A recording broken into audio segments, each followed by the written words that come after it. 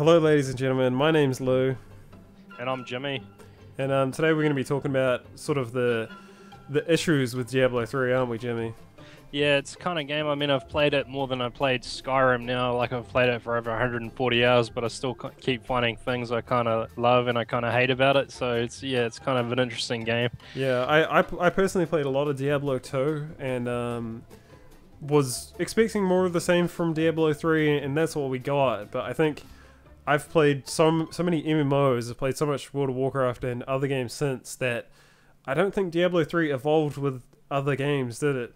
I mean, it's Yeah. I'm a reformed kind of WoW addict as well. yeah. And I only played a little bit of Diablo 2, but I mean, yeah, it's kind of somewhere in between an MMO and like a traditional kind of action RPG like Diablo 2. So it's kind of somewhere in the middle in a bit of a grey area. Yeah, so things we're going to cover in this video, we made ourselves a bit of a list on Google Docs to be professional about this. Um, Mike Morhaime made a post on the Blizzard forum sort of discussing the issues about, basically saying they've noticed that people are unhappy with Diablo 3 at its present state and kind of trying to offer an explanation for what's wrong with it.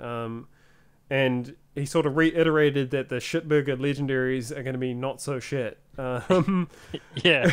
What are your experiences with these legendaries, Jimmy? I mean, I've found a few and they've pretty much been total shit.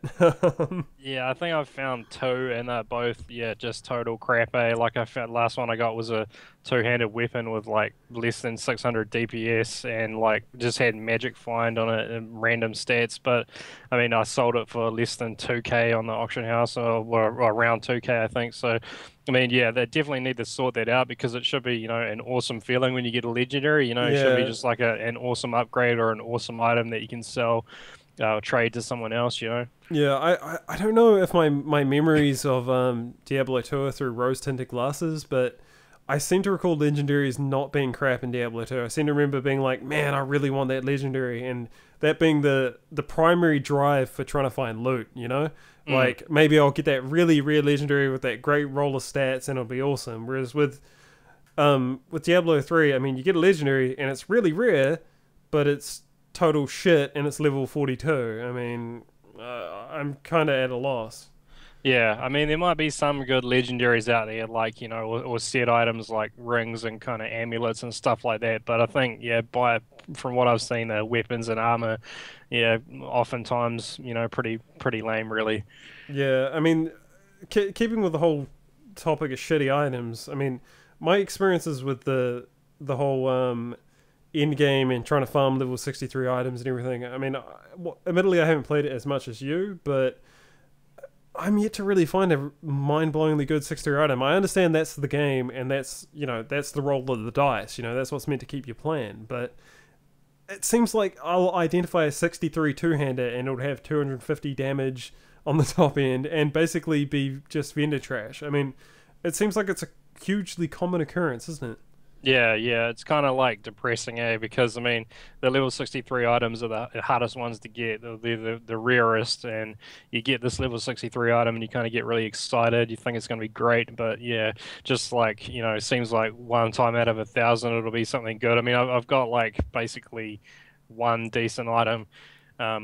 One decent level 63 item, so it's and all the time I've played it, and so it suggests to me they are very sort of few and far between. Yeah, and that sort of boils down to the thing of how did they not really see this coming? I mean, these are the developers of the world's most successful MMO. I mean, they know about giving a game a lifespan, right? They've had WoW for years. They've kept people playing it for years. I mean, they know what it takes with an MMO, and you think they would have taken what they learned from WoW and implemented that into Diablo 3. I mean, I don't know if it comes down to the fact that the beta wasn't particularly extensive, like it didn't include the end game. I mean, it makes one think that they should have had a staged beta where they let people in waves, like they maybe let people in on Act 4 and had certain pre-made characters, so they could get some reflection of what people were going to think of the end game before they just released it and said deal with it.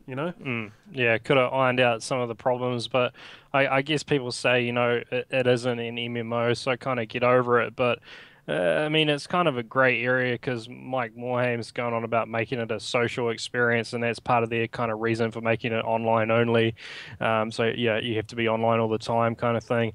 And I think it's also in Blizzard's interest to provide a better end game because they've got that real money auction house, and they take 15% of the profit of that if you're taking your money out to PayPal. So I mean, they've got an ongoing source of revenue, so you'd think they'd want to improve the end game to keep people playing, to sort of keep the whole real money auction house flowing. I guess it boils down to either you accept that this is what Diablo has always been and it has not really changed, or you just kind of bitch about it and nothing's going to happen, isn't that the case? I mean, I realize that we're having a bit of a bitch now, but I mean, I just, I'm glad that Mike Morhaime made a post, and I'm glad that he's acknowledged there's issues and that they're working towards it. I did, to a degree, feel like Blizzard might just abandon Diablo 3 and say, fuck it, we did our best, they're not happy with it, too bad. It's not an MMO, we're not going to fix it. But it is good that they have acknowledged that there's issues with it, and I mean, hopefully we'll see some sort of improvement in the actual game some point soon. Yeah, well, my reading of the Mike Morhaime post is sort of like he was talking about all the technical issues they had trying to keep up with the demand, 10 million, whatever it is, million people trying to log in at once and stuff like that. So I mean, maybe it's not that long after the game was released, so maybe the first couple of months, 2 3 months of sort of going on getting the technical side right, and then they definitely need to focus on this gameplay side before um, more and more people get fed up with it and kind of rage quit. Like Yeah, I mean the game could actually suffer an early death. You're always gonna have hardcore people who play it, but it's not gonna. It already hasn't maintained a big user base, as big a user base as when it released, hasn't it? I mean, people have.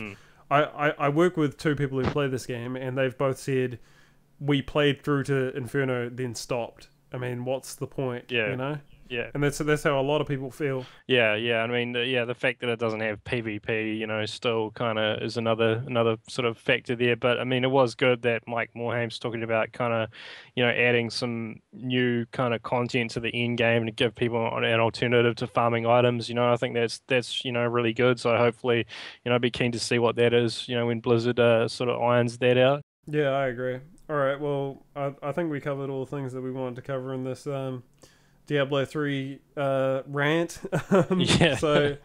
Yeah, thanks for watching. If you enjoyed the video, please take the time to check out our YouTube channel. Please make sure to like and favorite the video because it really helps us get views on YouTube. And be sure to leave a comment below because your input's always valued.